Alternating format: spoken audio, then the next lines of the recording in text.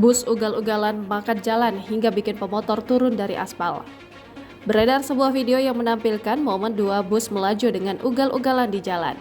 Dalam video yang diunggah @terang media, diketahui kedua bus melaju ugal-ugalan itu berlokasi di Jalan Parangtritis, Yogyakarta pada Sabtu 1 April 2023. Dalam video tersebut menunjukkan bus pariwisata yang tengah melaju kecepatan tinggi di jalanan. Aksi sopir bus yang sengaja melaju dengan kecepatan tinggi sambil membelok-belokkan setir ke kiri dan kanan hingga badan bus itu ikut bergoyang-goyang membuat warga yang melihatnya begitu antusias.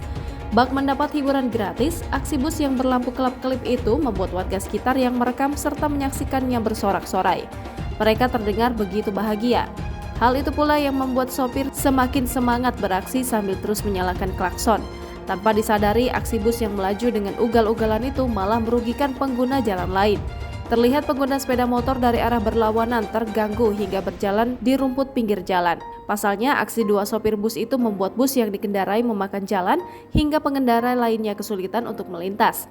Tak ingin terjadi hal-hal yang tak diinginkan, membuat beberapa pengendara terpaksa turun dari aspal dan melintas di sisi jalan. Unggahan ini pun menuai beragam komentar dari warganet. Tak sedikit yang meminta pihak berwajib agar segera mengamankan sopir terkait aksinya yang sangat membahayakan para pengguna jalan.